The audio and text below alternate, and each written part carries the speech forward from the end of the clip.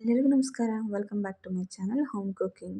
ಇವತ್ತು ನಾವು ಮದುವೆ ಮನೆಗಳಲ್ಲಿ ಮಾಡುವಂತಹ ಶಾವಿಗೆ ಪಾಯಸ ಅಥವಾ ಹಾಲು ಖೀರ್ ಅಂತ ಏನು ಹೇಳ್ತಾರೆ, ಅದನ್ನು ಹೇಗೆ ಮಾಡೋದು ಅಂತ ನೋಡೋಣ. ಪರ್ಫೆಕ್ಟ್ ಅಳತೆಯಲ್ಲಿ ಯಾರು ಬೇಕಾದರೂ ಕೂಡ ಮಾಡಬಹುದು. ಮೊದಲಿಗೆ ಒಂದು ಪಾತ್ರೆಗೆ 2 ರಿಂದ 3 ಟೇಬಲ್ ಸ್ಪೂನ್ ಆಗೋಷ್ಟು ತುಪ್ಪನ ಹಾಕ್ಕೊಂಡಿದ್ದೀನಿ.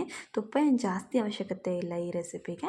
2 ರಿಂದ 3 ಟೇಬಲ್ ಸ್ಪೂನ್ ಹಾಕ್ಕೊಂಡ್ರೆ ಸಾಕಾಗುತ್ತೆ. ನಿಮ್ಗೆ ಏನಾದ್ರು ಜಾಸ್ತಿ ಬೇಕು ಅಂದರೂ ಕೂಡ ಹಾಕೋಬಹುದು. ಇದಕ್ಕೆ ಕಟ್ ಮಾಡ್ಕೊಂಡಿರೋಂಥ ಡ್ರೈ ಫ್ರೂಟ್ಸು, ನಾನಿಲ್ಲಿ ಗೋಡಂಬಿ ದ್ರಾಕ್ಷಿನ ತೊಗೊಂಡಿದ್ದೀನಿ. ಇದು ಎಷ್ಟು ಬೇಕು ನಿಮ್ಮ ರುಚಿಗೆ ಅನುಗುಣವಾಗಿ ತೊಗೋಬೋದು. ಜಾಸ್ತಿ ಬೇಕಾದ್ರೆ ಇನ್ನೂ ಜಾಸ್ತಿ ತೊಗೋಬೋದು, ಇಲ್ಲ ಸ್ವಲ್ಪ ಬೇಕಾದ್ರೆ ಸ್ವಲ್ಪ ಕೂಡ ತೊಗೋಬೋದು. ಈಗ ಡ್ರೈ ಫ್ರೂಟ್ಸ್ನ ನೀಟಾಗಿ ಅದನ್ನ ಕಲರ್ ಚೇಂಜ್ ಆಗೋವರೆಗೂ, ಸ್ವಲ್ಪ ಕೆಂಪಾಗೋವರೆಗೂ ಚೆನ್ನಾಗಿ ಹುರ್ಕೋಬೇಕಾಗುತ್ತೆ. ಗೋಲ್ಡನ್ ಕಲರ್ ಬರೋವರೆಗೂ ಹುರ್ಕೊಬೇಕಾಗುತ್ತೆ. ಇದಕ್ಕೆ ನಾನು ಗೋಡಂಬಿ ದ್ರಾಕ್ಷಿ ತೊಗೊಂಡಿದ್ದೀನಿ. ನೀವು ಪಿಸ್ತಾ, ಬಾದಾಮು ಅದನ್ನು ಕೂಡ ಯೂಸ್ ಮಾಡ್ಬೋದು. ನಿಮ್ಗೆ ಯಾವ್ದು ಇಷ್ಟ, ನಿಮ್ಮ ಹತ್ರ ಯಾವ್ದು ಅವೈಲಬಲ್ ಇರುತ್ತೆ ಅದರಲ್ಲಿ ಕೂಡ ಮಾಡ್ಬೋದು. ಈಗ ನೋಡಿ, ಅದು ದ್ರಾಕ್ಷಿ ಎಲ್ಲ ದಪ್ಪ ಆಗಿದೆ, ಆವಾಗ ಹುರ್ಕೊಂಡಿದೆ ಅಂತ ಪರ್ಫೆಕ್ಟಾಗಿ ಗೊತ್ತಾಗುತ್ತೆ.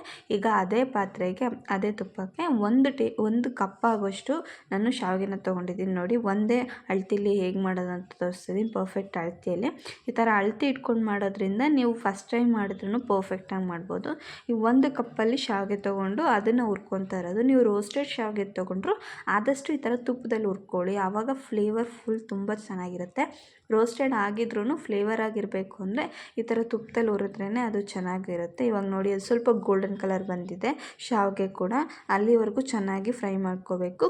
ಈಗ ಅದೇ ಕಪ್ಪು, ನಾವೇನು ಶಾವಿಗೆ ತೊಗೊಂಡಿದ್ದೀವಿ ಅದೇ ಕಪ್ಪಲ್ಲಿ 2 ಕಪ್ ಆಗೋಷ್ಟು ಬಿಸಿನೀರನ್ನ ಹಾಕ್ಕೊತಾ ಇದ್ದೀನಿ. ಯಾವುದೇ ಕಾರಣಕ್ಕೂ ತಣ್ಣೀರನ್ನ ಯೂಸ್ ಮಾಡಬೇಡಿ, ಬಿಸಿನೀರನ್ನೇ ಯೂಸ್ ಮಾಡಿ, ಆವಾಗಲೇ ಇದು ಪರ್ಫೆಕ್ಟಾಗಿ ಆಗೋದು.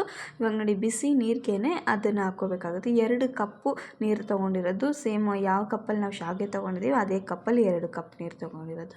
ನೀವು ಬರೀ ಹಾಲಲ್ಲಿ ಮಾಡಿದ್ರೆ ಏನಾಗುತ್ತೆ ಅಂದರೆ ಬೇಗ ಗಟ್ಟಿ ಆಗಿಬಿಡುತ್ತೆ, ಮುದ್ದೆ ಥರ ಆಗಿಬಿಡುತ್ತೆ. ನೀವು ಎಷ್ಟೊತ್ತೇ ಇಕ್ಕಿದ್ರೂ ಹಾಗೇ ಇರಬೇಕು ಅಂದರೆ ಈ ಥರ ಮಾಡಿ. ಈ ಮದುವೆ ಮನೆಗಳಲ್ಲೂ ಕೂಡ ಇದೇ ಪ್ರೊಸೀಜರಲ್ಲಿ ಮಾಡೋದು, ಅದಕ್ಕೋಸ್ಕರ ಹೇಳ್ತಾ ಇದ್ದೀನಿ. ಇವಾಗ ನೋಡಿ, ಅದು ನೀರಲ್ಲೇ ಚೆನ್ನಾಗಿ ಬೇಯಬೇಕು ಶಾವಿಗೆ ಕಂಪ್ಲೀಟಾಗಿ. ಒಂದು 80% ಅಷ್ಟು ಶಾವಿಗೆ ನೀರಲ್ಲೇ ಬೇಯಬೇಕು, ಅದಕ್ಕೋಸ್ಕರ ನೀರನ್ನು ಯೂಸ್ ಮಾಡೋದು.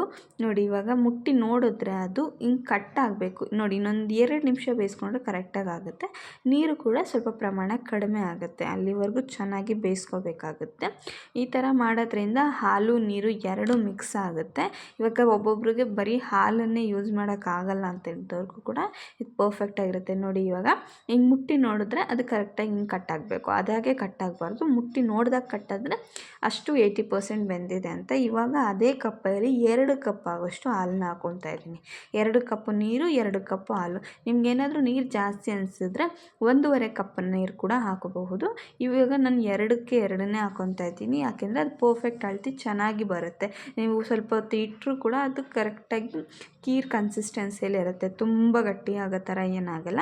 ಇವಾಗ ನೋಡಿ, ಹಾಲನ್ನು ಹಾಕ್ಕೊಂಡು ಮಿಕ್ಕಿದ ಇನ್ನು 20% ಏನಿದೆ ಅದು ಹಾಲಲ್ಲಿ ಬೇಯಬೇಕು. ಹಾಲು ನೀರು ಸೇರಿ ಅದು ಶಾವಿಗೆ ಚೆನ್ನಾಗಿ ಬೇಯಬೇಕು. ಅದು ನೋಡಿ, ಈ ಥರ ಚೆನ್ನಾಗಿ ನೊರೆ ಬರೋವರೆಗೂ ಚೆನ್ನಾಗಿ ಬೇಯಿಸ್ಕೋಬೇಕು.